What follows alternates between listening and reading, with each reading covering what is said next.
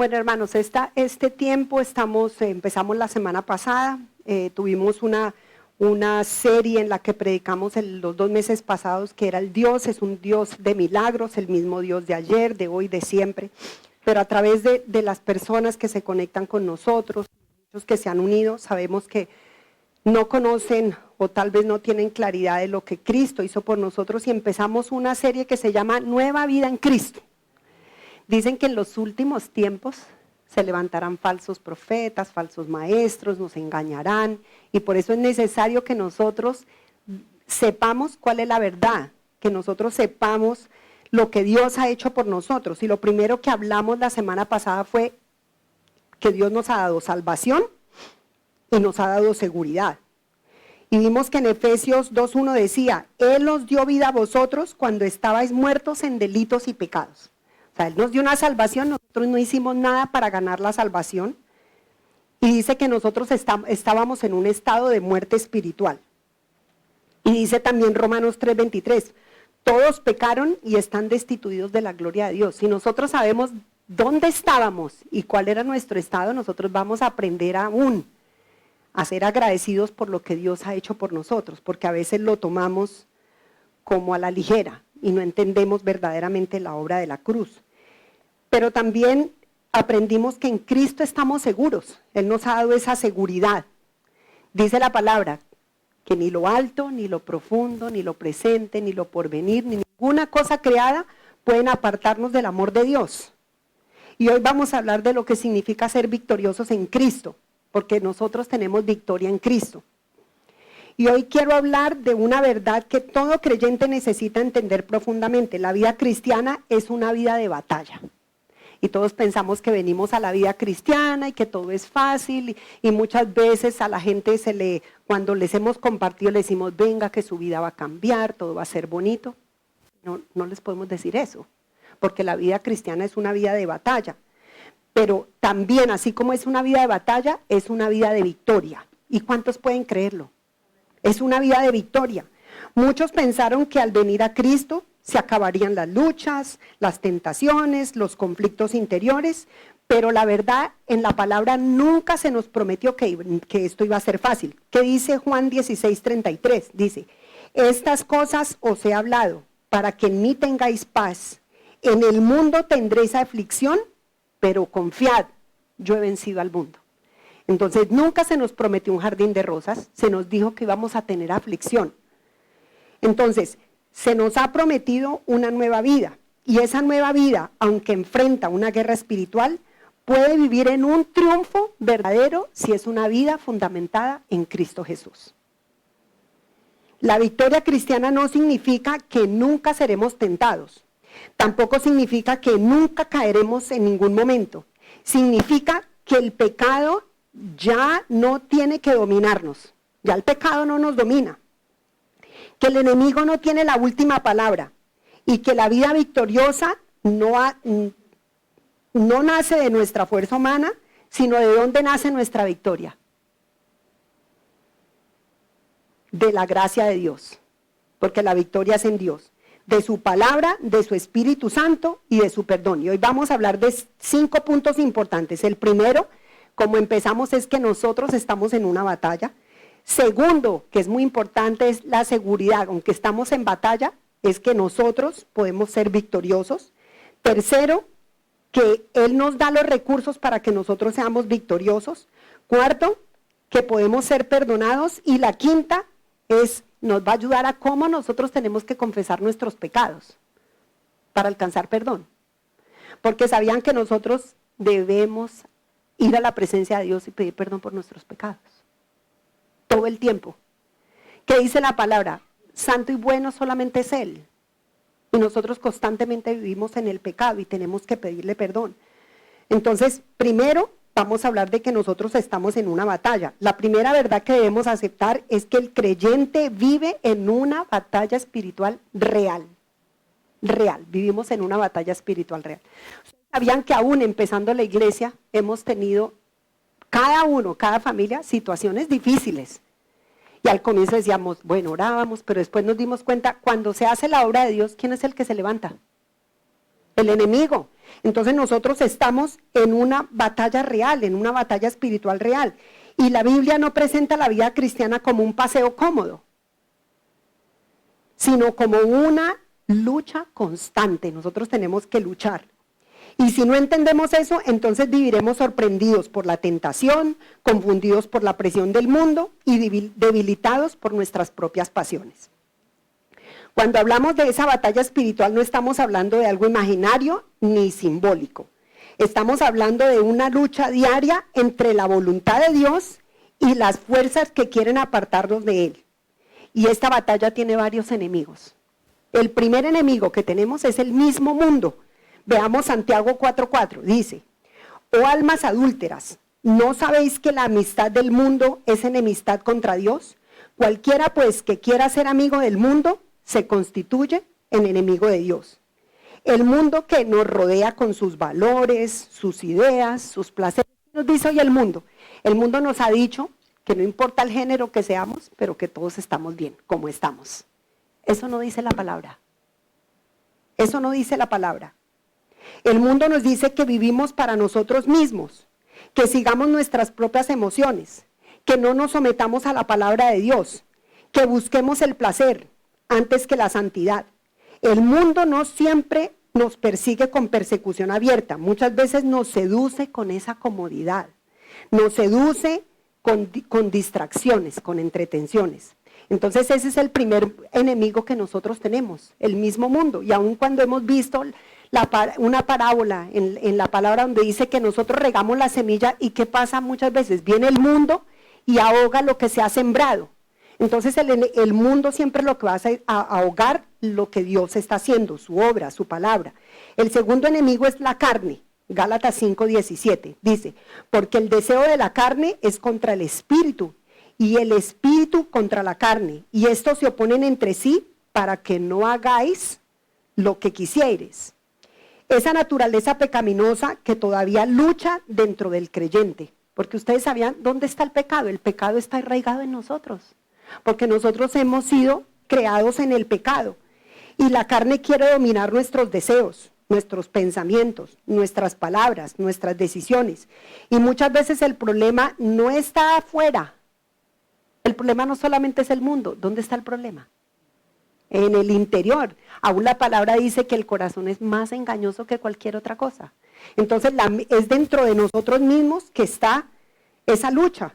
Muchas veces el problema no está solamente afuera, sino adentro. Una persona puede estar rodeada de buena doctrina, de buen ambiente, de buenas enseñanzas, pero si no trata con la carne, va a seguir cayendo una y otra y otra y otra vez. El tercer enemigo, ¿cuál es? El mismo enemigo. ¿Qué dice la escritura primera de Pedro 5:8? Dice, vuestro adversario el diablo, como león rugiente, anda buscando a quien devorar. ¿Quién es ese adversario? Satanás, el enemigo, como usted lo quiera llamar, pero hay un enemigo. Él nos va a tentar, nos va a engañar, nos va a acusar, nos quiere destruir, y nosotros no podemos tomarlo a la ligera. Satanás quiere enfriar nuestra fe, quiere dividir hogares, contaminar la mente y apagar el testimonio del creyente. Eso es en realidad lo que quiere el enemigo. Entonces, mi pregunta es, ¿estamos o estamos en una batalla? Sí estamos en una batalla. El mundo, el enemigo, la carne, y eso significa que nosotros debemos aprender a vigilar. Por algo la palabra nos dice, velar y orar en todo tiempo. Y a mí algo de lo que me impresiona es cuando nosotros aún, no solamente esta iglesia, las iglesias en general, cuando llamamos a tiempo de oración es cuando el culto es más solo. La gente no le gusta orar. Y no entiendo por qué si nosotros tenemos una herramienta poderosa cuando estamos en nuestras rodillas. Cuando nosotros estamos en intercesión dice que el enemigo huye de nuestra vida. Entonces, por eso es importante nosotros aprender a vigilar. Dice que vigilemos en todo tiempo. No podemos estar distraídos. No podemos seguir viviendo una vida espiritual totalmente apartados, ciegos, sordos, pensando que solamente esto se trata de domingo a domingo. Nosotros, esto es una lucha constante de todos los días, de todo tiempo. Por algo nosotros tenemos que levantarnos temprano a orar. Sé que hay gente que trabaja, pero el que trabaja, ¿qué tiene que hacer? Levántese más temprano. y busque de Dios. Esto no tiene excusa.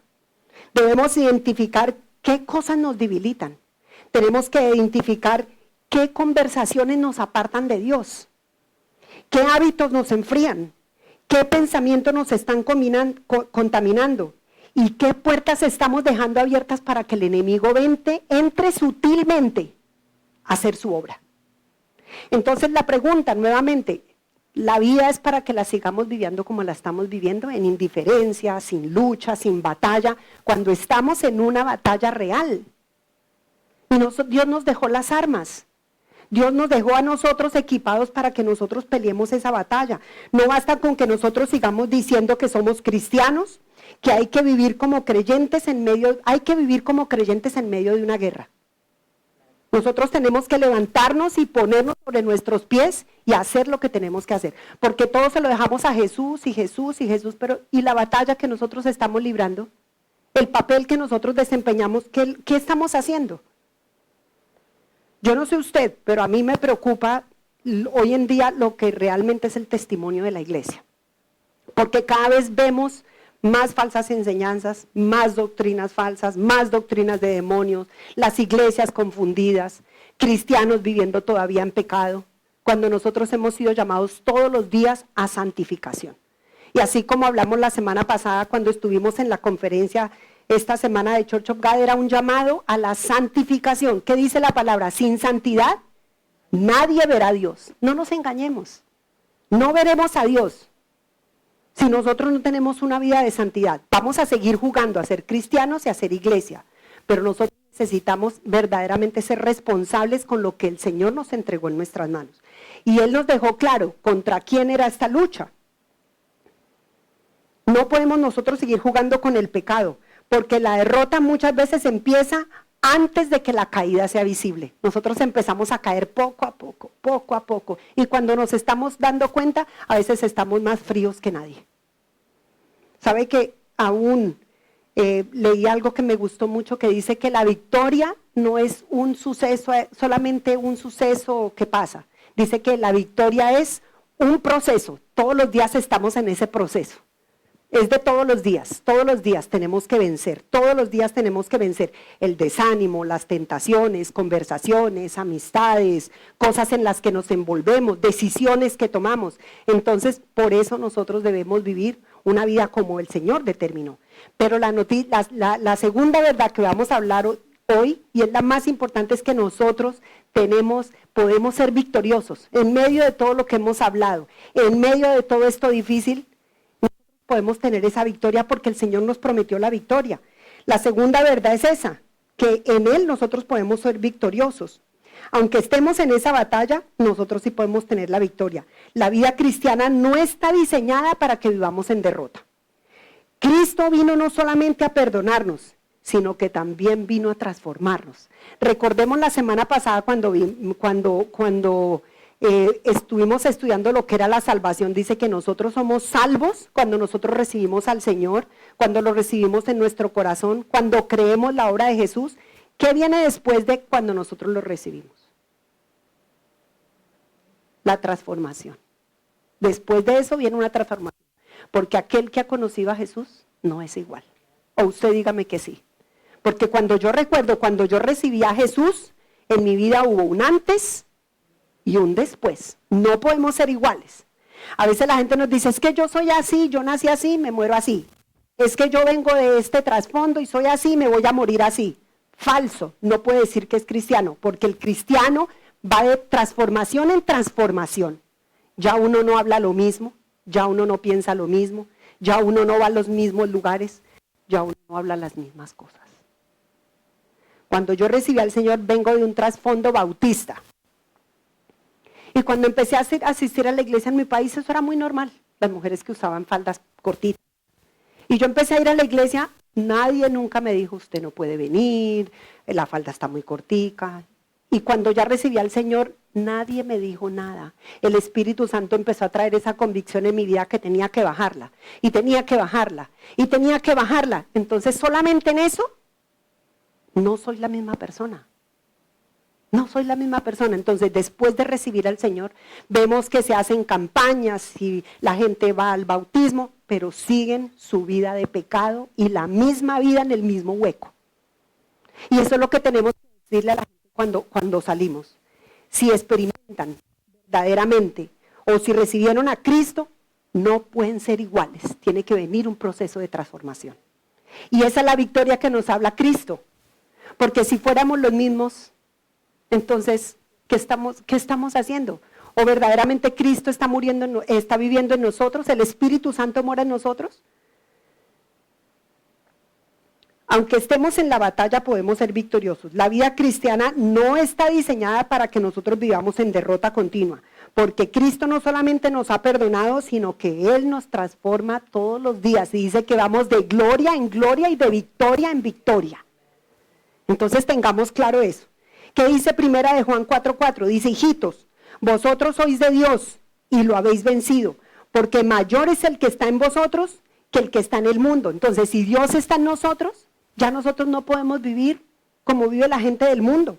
La victoria cristiana no se basa en nuestra voluntad humana, sino en la obra terminada de Jesucristo. Es la obra de Jesucristo en cada uno de nosotros. Cuando Jesús murió en la cruz, ¿qué pasó? Cuando Jesús murió en la cruz, llevó nuestro pecado. El pecado se fue. Y ahorita muchas veces empezamos con esta alabanza donde dice, somos libres en el nombre de Jesús. Ya el pecado no se enseñorea a nosotros. Ya nosotros no queremos vivir revolcándonos en ese pecado una y otra vez. Porque es la obra de Cristo, su obra redentora, la obra de la cruz. Cuando Jesús murió en esa cruz, Él se llevó nuestro pecado. Cuando resucitó de entre los muertos, venció el poder de la muerte y el pecado. Entonces eso significa que el creyente no pelea para alcanzar una victoria incierta, pelea desde una victoria ya asegurada por Cristo. Ya tenemos esa victoria en Cristo. Y entonces esto cambia la forma de ver la vida espiritual, porque el cristiano no dice, algún día venceré. No dice tampoco, Cristo ya venció y en Él también yo puedo vencer. Es esa la fe bíblica, que no se trata de soberbia, sino en esa confianza total que Cristo ya venció y yo vivo en la victoria de Cristo. Yo vivo en esa victoria de Cristo. Yo no puedo seguir pensando como pienso, es que hasta nuestra mente, nuestra manera de pensar tiene que cambiar, porque a veces el cristiano es todo, ay, pobrecito, pobrecito, pobrecito. ¿Cuál pobrecito? Si somos victoriosos en Cristo, si Él pagó el precio de nuestro pecado, ya nosotros ya no estamos en la misma condición del mundo, de los que están en el mundo. Nosotros tenemos todo. Cuando llegó Nelly esa mañana me dijo eso, y yo dije, gloria a Dios.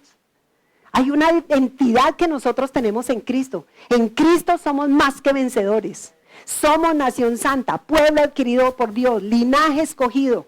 Entonces dejemos de vivir como vivimos. Y como hablábamos con Giselle, cuando le compartimos a la gente, siempre tenemos eso de pasar el pañito, ay, pobrecitos. Nosotros tenemos que decirles la verdad así, tajante, porque es de la forma que nosotros podemos predicar el evangelio, con esa verdad, con esa seguridad, sabiendo que lo que le estamos dando a la gente es esa oportunidad de no ir al infierno, a morir a una eternidad en el infierno. Entonces tenemos que ser firmes en lo que decimos, firmes como vivimos. Ya no vivimos en el pecado, ni en la carne, sino vivimos en esa victoria que Cristo venció por nosotros. Entonces nosotros sí somos vencedores y en Cristo podemos tener victoria. Entonces esto también quiere decir que la batalla no tiene por qué destruirnos. El creyente puede resistir la tentación, puede vencer los malos deseos, puede apartarse del pecado, puede levantarse después de haber caído y puede seguir creciendo en santidad, porque la victoria cristiana incluye perseverancia, obediencia, arrepentimiento y dependencia de Dios. Y aún yo, cuando mi esposo falleció, yo hubiera podido quedarme ahí acostada, llorando, pero he dicho, tengo que levantarme, porque mi vida no tiene un propósito para el mundo, mi vida tiene un propósito para Dios. Pero cuando empecé a levantarme en el propósito de Dios fue cuando empecé a experimentar esa sanidad interior, en la sanidad, en esa sanidad que Cristo ya prometió y en la que yo todos los días tengo que batallar. No crean que ya todo pasó. No, yo todos los días me levanto, voy, hago mi ejercicio, vuelvo, me postro, lloro, pero digo, pero tengo que continuar. Puedo estar triste, pero tengo que seguir, porque no puedo vivir ahí. ¿Cuántos problemas todos tenemos en la vida? Y qué fácil sí, es que tengo hasta el agua hasta el cuello, sí, es que me está pasando. Es cuando nosotros debemos decir, Señor, sí, tengo todo esto encima, pero Señor, tú me prometiste la victoria y Él tiene promesas para mí y Él pelea por mí y Él está conmigo y Él vive dentro de mí. Entonces, ¿somos o no somos victoriosos? Amén, somos victoriosos. Muchos creyentes viven en esa derrota porque piensan que su historia ya quedó marcada para siempre. La gente dice, yo soy así, siempre he sido débil, yo nunca voy a cambiar, esta es mi situación, toda la vida he estado sola, toda la vida me he quedado sola. No, Señor, no podemos seguir pensando eso. Pues hay gente que dice, es que esto es más fuerte que yo, es que este pecado me domina, es que no puedo con esto. Pero cuando la palabra de Dios entra en el corazón, esas cadenas mentales comienzan a romperse. Tienen que romperse todas esas cadenas mentales. En Cristo no estamos condenados a repetir el mismo ciclo de pecado una y otra vez. Yo sé que aquí todos hemos pecado, entonces tenemos que decir, Señor, en el nombre de Jesús este pecado se rompe. En el nombre de Jesús esto se va de mi vida. En el nombre de Jesús este pensamiento no sigue cautivo ahí, no lo tengo en la mente. En el nombre de Jesús soy libre porque Él me prometió esa victoria. Él me prometió esa victoria. Hay que creer que la gracia de Dios puede cambiar la vida. ¿Cuántos de aquí creen que Dios todavía puede cambiarlo? Esa es mi fe, esa es mi esperanza. Dios todavía continúa trabajando en mí, todavía me puede cambiar. Porque nosotros necesitamos eso, todos los días experimentar ese cambio de nuestra vida. No solo cambiar la conducta externa, sino renovar nuestro propio corazón. Es que hasta nuestras oraciones son tan vacías, porque oramos por todas las necesidades, por todo lo que queremos. Pero cuando le pedimos, Señor, cambia mi corazón, Señor, transfórmame, Señor, ayúdame todos los días en la batalla constante que tengo, en los pensamientos, en mi manera de actuar, en la manera que soy, en lo altivo, lo orgulloso, en todo eso es lo que nosotros tenemos que orar. Cristo puede dar libertad al esclavo, pureza al impuro, fuerza al débil, esperanza al desanimado. La victoria no está reservada para unos pocos, la victoria es parte de la vida cristiana. Y yo quiero que hoy usted salga de este lugar sabiendo que usted puede vivir en esa victoria. Y ya dejemos de tener pesar, ya dejemos de estar tristes, ya dejemos de estar agobiados, ya dejemos de estar envueltos en los problemas y vivamos una vida que Él nos prometió, una vida de victoria. No nos dijo un camino de rosas, nos dijo una vida en victoria porque la victoria está en Cristo. Y si usted busca a Cristo y usted se somete a Cristo y usted es obediente a Cristo, ahí o no hay victoria. Hay victoria. ¿Saben que cuando me casé un día le dije a Dios eso? Porque todos los matrimonios tienen al comienzo ese ajuste difícil. Y yo un día le dije, Dios, voy a renunciar a todo lo que tengo que renunciar, que como mujeres a veces queremos, todo. Voy a renunciar a todo. Y dije, Dios, y los pecados que mis hijos tengan que darte cuenta, es por ellos, no por mis pecados. No porque ellos se levantaron y se quedaron en la maldición que yo los traía. Entonces yo dije, Dios, todo te lo entrego, yo me sujeto, porque créame, al comienzo sujetarme a mi esposo era difícil. Difícil. Claro, yo venía de un hogar donde era la mimada, donde teníamos todo, y él también venía en un hogar donde era el menor, donde era el consentido, y ese ajuste entre los dos, pero hasta que yo le dije, Dios, me someto a lo que tengo que someterme. Mis deseos los sujeto a ti, y tú harás.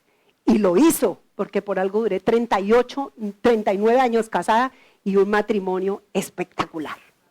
Y saben que mi hija me dice, ella me hace a veces reaccionar. Cuando a veces me ve triste, me dice, ¿tú estás llorando?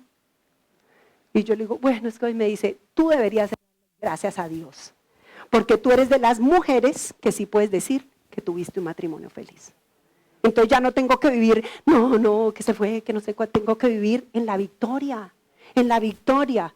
Él determinó esto, tengo que ser agradecida porque hay cosas que no entendemos, ni sabemos, ni comprendemos, pero tenemos que ser obedientes a Dios. Y hay que continuar y no podemos seguir viviendo en la derrota que nosotros vivimos. Tercero, Dios nos ha dado recursos para ser victoriosos. Porque usted va a decir, sí, todo eso es muy bonito, pero ¿cómo hacemos para vivir en esa victoria? Él sabe que nosotros no podemos vencer por nosotros mismos, porque ninguno de nosotros tiene ni el poder, ni la autoridad para vivir por usted mismo en esa victoria. Entonces Él nos dejó recursos espirituales para que nosotros podamos mantenernos firmes. ¿Y cuál es el primer recurso? La palabra de Dios. Esto es poderoso. Es poderoso. ¿Cuántas veces tú lees la palabra en la semana? ¿La lees todos los días? ¿Todos los días es tu manual? ¿Todos los días vas y buscas? ¿Todos los días vas y estudias? Porque aún no es solamente leer, sino es leer y detenernos a meditar, a buscar aún las palabras que no entendemos. Si nosotros tenemos que pasar en un pasaje todo el día, leerlo, tenemos que hacerlo. Y saben que ahorita en todo eso que estuve en Indiana era eso, en esas clínicas de predicación a todos estos pastores que nos enseñan. Dice que nosotros cogemos un texto, pero no podemos coger el texto el viernes para predicar el domingo. Tenemos que coger el texto pronto. Y dice que ese texto hay que leerlo una y otra y otra y otra y otra. Porque saben que el Espíritu Santo le habla a uno cada vez que uno va a la Escritura y va a la Escritura y va a la Escritura y va a la Escritura. Entonces mi pregunta es, ¿cuántas veces tú tomas la palabra en la semana? ¿O en el día? ¿Qué dice segunda de Timoteo 3, 16, 17? Dice, toda la Escritura es inspirada por Dios y útil para enseñar, para redarguir, para corregir, para instruir en justicia, a fin de que el hombre de Dios sea perfecto, enteramente preparado para toda buena obra. Todo lo que nosotros hacemos no es por nosotros mismos. Dice, preparado para toda buena obra, porque el Señor nos prepara para esas buenas obras que ya fueron, Él ya las hizo todas, pero nosotros tenemos que caminar en ellas y cómo las conocemos.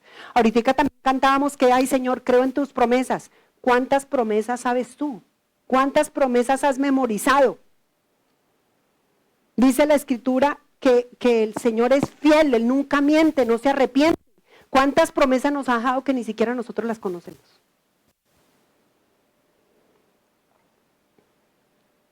La palabra es una de las armas más poderosas que el creyente tiene.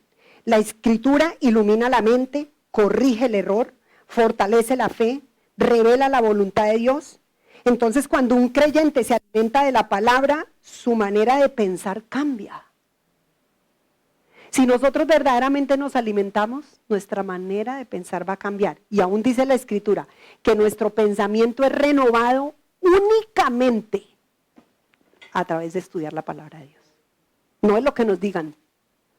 Porque tal vez alguien llama o nos escribe un mensaje o nos manda un versículo. Pero es cuando nosotros verdaderamente estamos en la palabra que nuestra mente va a cambiar. Ya no piensa como piensa el mundo, sino que aprende a pensar con la mente de Cristo. Y a mí esto me encanta. Yo digo, Dios, que yo hable tus palabras, que yo mire lo que tú miras, que yo piense lo que tú pienses, que mis pies vayan donde tú vayas. Pero es a través de la palabra de Dios. Porque a la gente hoy que le gusta, que le digan profecía, vaya, suba, baje. Pero Dios primero nos va a revelar a nosotros lo que hay que hacer cuando nosotros estudiamos la palabra. Es importante leer la Biblia, meditar en ella, obedecerla. No se trata solamente de acumular una información, sino de permitir que la verdad de Dios gobierne nuestras decisiones. Una mente llena de la palabra de Dios es más difícil de engañar. Si usted conoce la palabra y alguien viene y le dice algo, usted va a decir, eso no dice la palabra. Eso no dice. Puede sonar muy bonito, pero Dios, todo lo que nos hable tiene que ajustarse a su palabra, a lo que Él ya determinó. La segunda herramienta que Dios nos ha dado es la oración. Mateo 26:41. Velad y orad para que no entréis en tentación. El espíritu a la verdad está dispuesto, pero la carne es débil. La oración nos lleva a entender que necesitamos una dependencia de Dios, porque la gente quiere vencer el pecado con la fuerza humana, pero la oración nos recuerda que la victoria en realidad viene del Señor. Cuando oramos, confesamos que no somos suficientes, porque ninguno de nosotros somos suficientes, que necesitamos ayuda de Dios y que no podemos caminar solos. Nosotros no podemos seguir pensando que somos llaneros solitarios. No somos llaneros solitarios, necesitamos a Dios y nos necesitamos los unos a los otros, porque no fuimos creados para vivir en independencia, fuimos creados para vivir en dependencia de Dios. ¿Y por qué dejó su iglesia? Porque nos necesitamos los unos a los otros. Entonces la oración también nos mantiene sensibles a la voz de Dios. Un creyente que ora aprende a discernir y a resistir y a esperar en Dios. La tentación pierde fuerza cuando el corazón está sometido al Señor en oración. Y en realidad cuando nosotros debemos orar todo el tiempo, lo que vamos a hacer, entregarle planes, los pensamientos, hacia dónde vamos. ¿Cuántas veces tú le has dicho, Dios, voy a ir a este lugar? ¿Tú sí quieres que yo vaya ahí? ¿Tú quieres que yo vaya? Porque a mí personalmente a veces he sentido la voz de Dios cuando no haga eso, no lo haga. Y la gente quiere escuchar la voz de Dios, pero ni ora ni lee la palabra. Entonces, ¿cómo quieren escuchar la voz de Dios? La tercera herramienta que Dios nos ha dado es el Espíritu Santo. El Espíritu Santo no es un concepto abstracto. Es la tercera persona de la Trinidad, que ¿dónde mora? En nosotros, en el corazón, ahí mora el Espíritu Santo. Y el Espíritu Santo produce en nosotros santidad. Entonces piense, si mi vida no está alineada a Dios, si mi vida no es una vida de santidad, ¿mora o no mora el Espíritu Santo? No mora, porque el Espíritu Santo no va a morar en un cuerpo que está en el pecado. No nos engañemos. Dice Juan 16:8, y cuando Él venga, convencerá al mundo de pecado, de justicia y de juicio. Él nos convence de ese pecado, nos ayuda a decir no a la carne y nos fortalece para que nosotros podamos hacer la voluntad de Dios, porque ninguno de nosotros podemos hacer la voluntad de Dios si el Espíritu Santo no nos ayuda. Ninguno de nosotros tiene ni la fuerza, ni el poder, ni la voluntad para hacer lo que tiene que hacer. Sin el Espíritu Santo la vida cristiana se vuelve una carga imposible, no podríamos vivir la vida cristiana. Con el Espíritu Santo la obediencia se vuelve posible, porque ya nosotros, ¿por qué obedecemos? Porque amamos a Dios.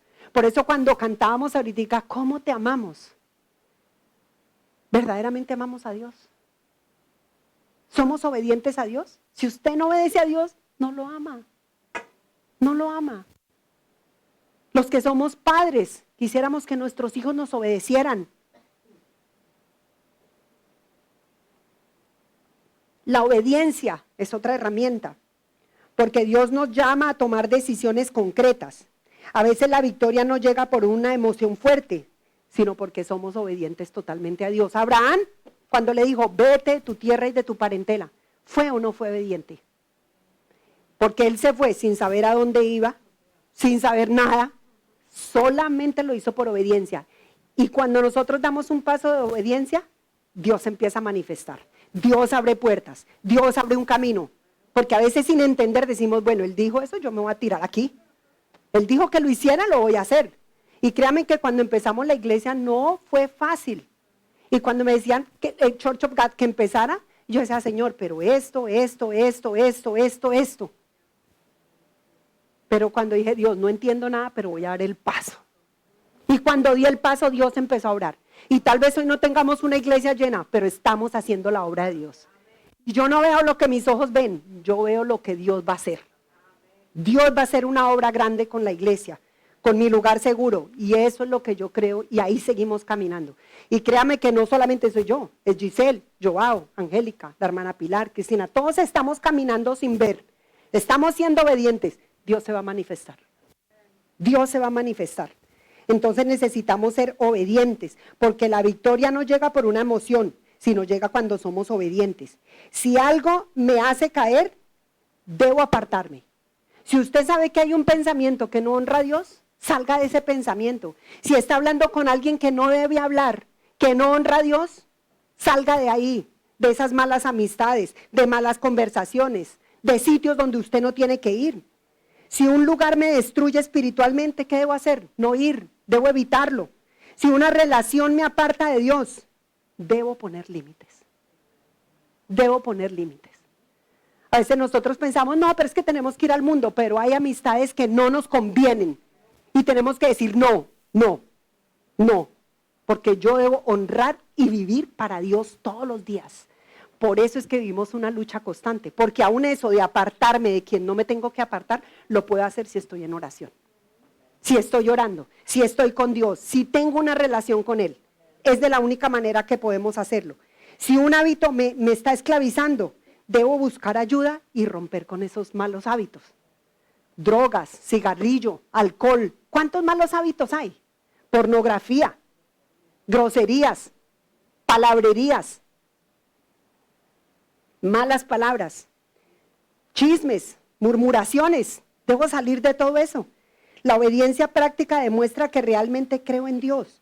No basta con decir que queremos ser victoriosos. Hay que actuar como personas que desean esa libertad. Usted no puede decir, sí, yo soy victoriosa en Cristo, pero no está actuando de esa manera. Que dice que la fe sin obras es muerta. Usted no puede decir que es victorioso si usted no está caminando en esa victoria. Entonces esto no es un concepto. Esto es algo en lo que nosotros tenemos que caminar. Si no lo estamos haciendo, tenemos que hacerlo. Otra herramienta que el Señor nos ha dado es la comunidad de fe, la iglesia. Dios también nos ha dado la iglesia, porque no fuimos llamados a pelear solos. La exhortación, la oración de otros hermanos, el consejo piadoso, la comunión fortalecen el alma. Un creyente aislado es un creyente vulnerable. Es el blanco fácil del enemigo. Pero cuando caminamos con otros, encontramos corrección, apoyo y ánimo. Y un producto de eso es Giselle. De cuando uno le dice a un hermano, no puedes ir por ahí. No puedes ir por ahí. Ella hubiera podido enojarse hace muchos años. Pero ¿qué hizo? ¿Saben que cuando hablamos con Giselle, yo dije, Giselle?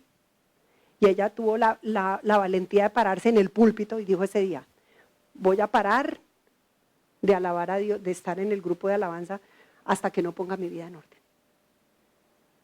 Ella tuvo esa voluntad y esa valentía para pararse y decir, voy a hacerlo. ¿Y qué hizo? Se apartó. Y hoy en día pueden ver su vida. Una vida que da fruto, una vida que sirve, una vida que honra a Dios, una vida que lo ama con todo su corazón. Entonces eso es la iglesia. Porque en la iglesia no podemos a todo el mundo decirle te amo. Por eso es que a la gente no le gusta ir a la iglesia. Porque dicen, ay, pero lo que dice ahora la gente es que esos son una mano de chismosos. Es que son una mano de habladores. Todos somos pecadores. La iglesia es un hospital donde todos vamos a ser sanados. Vamos a buscar sanidad. No hay una iglesia perfecta, pero nos necesitamos los unos a los otros. De poderle decir a un hermano, hermano, de todo corazón te voy a... Eso es la iglesia, de poderle decir, de poderle ayudar, de poderle, no solamente pasarle una manita con, ay hermanita, ¿qué hubo? Cuando necesitamos a veces que alguien nos diga la verdad. Un amigo es aquel que me dice, cuando estoy, me enoje o no me enoje. Eso es un amigo. No que todo el tiempo le dicen a uno, ay, te quiero mucho, pero cuando tiene la oportunidad, le entierra el cuchillo. Un hermano verdadero en la iglesia es el que viene y se acerca y le dice, quiero decirte eso en amor. Y uno escucha y uno va y ora y uno dice, hermano, tiene toda la razón. Tiene toda la razón. Eso es una iglesia. Cuarto, la noticia es que nosotros podemos ser perdonados. Nosotros podemos alcanzar. Esta es la cuarta verdad, de las más hermosas de todo el evangelio. Aún así, nosotros pudiendo ser perdonados cuando fallamos todo el tiempo. Pero la noticia es que nosotros podemos ser perdonados. Y eso es fundamental, porque el creyente victorioso no es un creyente que jamás cae, es un creyente que sabe volver a Dios después de que cae. Primera de Juan 1:9 dice, si confesamos nuestros pecados, Dios es fiel y justo para perdonarnos y limpiarnos de toda maldad. Esa promesa no es para pecadores orgullosos que justifican su conducta, es para corazones arrepentidos que reconocen que necesitan el perdón de Dios, que reconocen que han fallado delante de Dios. Esa era una de las cosas que a mí más me alejaba, porque yo crecí en un hogar católico, y eso era lo que yo siempre pensaba, ¿por qué yo le tengo que ir a decir a otro hombre mis pecados? ¿Por qué yo le tengo que decir a otra persona? Y yo contendía con esto. Pero lo maravilloso que nos ofrece la palabra es que usted puede ir y pedirle perdón a Dios. Porque solamente hay un intermediario. ¿Y quién es? Jesús. A través de Jesús nosotros vamos, hablamos con Dios, nos arrepentimos y pedimos perdón. Y no me tienen que decir que yo vaya y que diga 3 Ave Marías ni nada, porque así no es. Dice que si yo confieso mis pecados, Él es fiel y justo para perdonarme y limpiarme de toda mi maldad. El perdón es una muestra de la gracia de Dios. El pecado es grave, porque cuando estamos en pecado hay una separación con Dios y entonces no podemos seguir tratando el pecado livianamente. El pecado rompe la comunión con Dios, el pecado endurece el corazón, lastima la conciencia y lo peor de todo es que el pecado afecta a los que están alrededor mío. Cuando yo murmuro, no solamente estoy murmurando con una persona. Si yo murmuro, estoy afectando a todos los que están escuchando. Estoy envenenando a todos los que están a mi alrededor. A todos. Pero el Señor en su misericordia nos ofrece perdón, un perdón real cuando venimos a Él con un arrepentimiento sincero, con un corazón. Dígame que lo que Dios nos ha ofrecido no es maravilloso, que usted puede venir en esa libertad y postrarse y confesar su pecado y decirle, Señor, perdóname, quiero apartarme, dame la fuerza para apartarme de eso, sin necesidad de venir a decirle a un hombre. Eso no es maravilloso, lo que Dios nos ha dejado. A veces el problema no es que Dios no perdone, sino que nosotros no creemos que Dios verdaderamente puede perdonarnos. Porque hay creyentes que confiesan, pero siguen condenados por dentro, como si la sangre de Cristo no fuera suficiente. Porque cuando usted pide perdón, usted es perdonado. Usted no puede seguir con esa cara toda la vida. Ay, sí, pero yo hice. Dice que cuando el Señor, nosotros confesamos los pecados, Él toma esos pecados, los lleva al fondo del mar, nunca más se vuelve a acordar de ellos. Y cuando lleguemos al juicio final, no nos va a tomar cuenta por eso que ya nosotros confesamos. Esto no significa que el pecado no tenga consecuencias, porque el Señor nos perdona, pero hay consecuencias que nosotros tenemos que vivir. Algunas heridas dejan marcas, algunas decisiones dejan dolor, algunas caídas afectan relaciones y reputaciones, pero aún así la gracia de Dios puede restaurar el alma quebrantada y levantar un corazón arrepentido. Si alguien ha fallado, no debe huir de Dios. ¿Qué tiene que hacer? Correr a Dios, correr rápido a Dios. Porque el enemigo en realidad lo que quiere es que nosotros vivamos apartados. Quiere que el pecador se esconda, que se avergüence y se aleje. Pero Cristo invita a que nosotros nos arrepintamos. La puerta del perdón sigue abierta para el que quiere verdaderamente vivir en sinceridad. ¿Cómo puedo confesar mi pecado? Primero, tenemos que ser sinceros. Tenemos que ir delante de Dios en esa sinceridad. Confesar de una manera auténtica el pecado en el que yo estoy metido. Porque no se trata de repetir frases vacías. Cuando usted escucha a alguien que conoce, que hasta ahora conoce al Señor, sus oraciones son tan bonitas porque son tan frescas. No saben todas las palabrerías que han aprendido, lo que aprendemos los cristianos, si no vienen y son sinceros. Entonces esa es la invitación, que seamos sinceros con Dios, sin necesidad de repetir todas esas cosas que nosotros decimos, sino vengamos y confesemos nuestro pecado. No es simplemente decir palabras religiosas, es un acto profundo de un corazón arrepentido delante de Dios, porque dice que el verdadero arrepentimiento es cuando uno siente ese dolor por haberle fallado a Dios. Entonces necesitamos ser así sinceros. Segundo, verdaderamente estar arrepentidos, porque confesar implica más que sentir culpa, implica que queremos cambiar interiormente. El arrepentimiento verdadero no solo lamenta haber sido descubierto, lamenta haber ofendido a Dios. Cuando un hombre le falla a su esposa, claro, le da miedo que lo cogieron, pero en realidad no lamenta que la hirió, que le falló. No lamenta que fue infiel, no siente dolor en su corazón por haberla traicionado. Y exactamente es con Dios. Cuando nosotros estamos arrepentidos, tenemos dolor. Dios, te fallé. Hice lo malo delante de ti. El corazón arrepentido desea apartarse del pecado y volver y correr a los brazos de Dios. Tercero, ser específico. Porque no debemos decir, Señor, te pido perdón por todo lo malo que he hecho. No. Debemos decir, Señor, te pido perdón por esto y esto. Porque hice esto, porque contesté así, porque miré a quien no debía, porque actué y ofendí a esta persona. Entonces necesitamos ser específicos. No debemos escondernos detrás de las generalidades. Hay que nombrar el pecado por su nombre, con claridad. Dice, Señor, pequé por esto, esto y esto. Esa confesión específica nos ayuda a tratar con la raíz del problema, porque estamos verdaderamente yendo a donde nosotros hemos fallado. La cuarta, tenemos que hacerlo pronto. Usted no puede esperar tiempo y tiempo y tiempo y tiempo, semanas y semanas y no confesar. Porque cuando nosotros pasamos mucho tiempo, la verdad es que se endurece el corazón. Y mientras más tiempo dejamos pasar, más espacio gana el pecado. Y más espacio le damos al enemigo. Por eso debemos confesar rápidamente antes de que la culpa y el orgullo hagan raíz en nuestro corazón y lo endurezcan. Quinta, hacerlo con humildad. Dios resiste a los soberbios, pero da gracia a los humildes.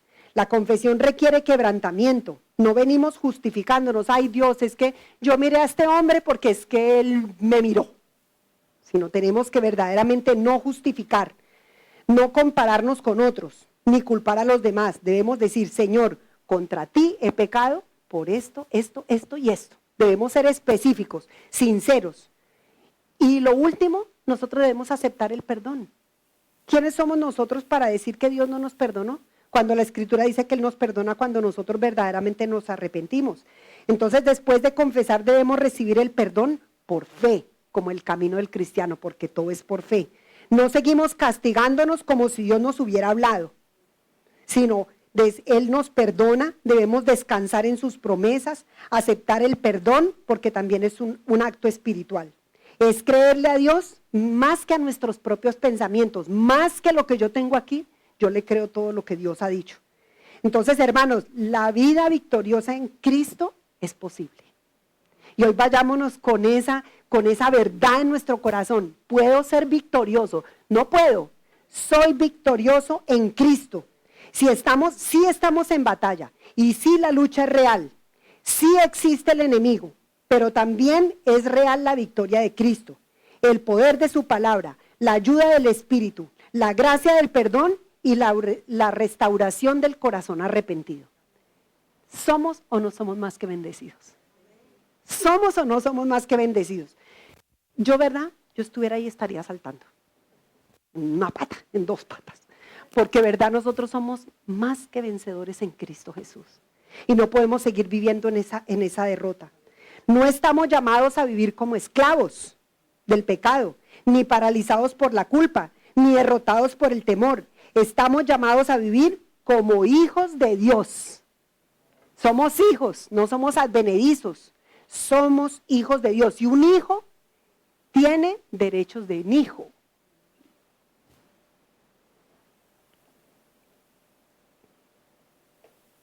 Caminando en la luz, confesando el pecado, usando los recursos que el Señor nos ha dejado y confiando en la obra de Cristo. Él ya venció en la cruz, entonces nosotros somos vencedores. Y la pregunta para ustedes en esta tarde es, si nosotros peleamos con Cristo o peleamos con Él. ¿Peleamos sin Cristo o peleamos con Cristo? ¿Cómo vamos a pelear la batalla? Con Cristo. La pregunta no es si caeremos alguna vez, porque vamos a caer. Vamos a tener tentación, vamos a tener dificultades. Pero la pregunta es, ¿qué haremos cuando nosotros vayamos a caer o cuando caigamos? Y la respuesta, de acuerdo a lo que dice la Biblia, es clara. Cuando caigamos, tenemos que correr al Señor, confesar con sinceridad y seguir caminando en la victoria que Él nos dejó. Y quiero que todos hoy cerremos los ojos. Todos vamos a cerrar los ojos. Porque sé que en esta mañana Dios nos está llamando a tomar una decisión. Porque no es solamente escuchar, nosotros tenemos que tomar decisiones claras en nuestra vida. No podemos solamente asistir y recibir, pero no hacer una decisión, porque aun cuando nosotros leemos la palabra, todos los días debemos decir, Señor, ¿qué me quieres enseñar? Y la decisión debe ser obedecer. Pero en esta mañana la pregunta es, si estás luchando, no te rindas. Si has fallado, confiesa. Si te has enfriado, vuelve a Dios. Si te has apartado, corre a los brazos de Cristo, porque Cristo sigue siendo suficiente. Su sangre sigue limpiando, su gracia sigue restaurando, su poder sigue sosteniendo al creyente, pero al creyente que verdaderamente confía en Él.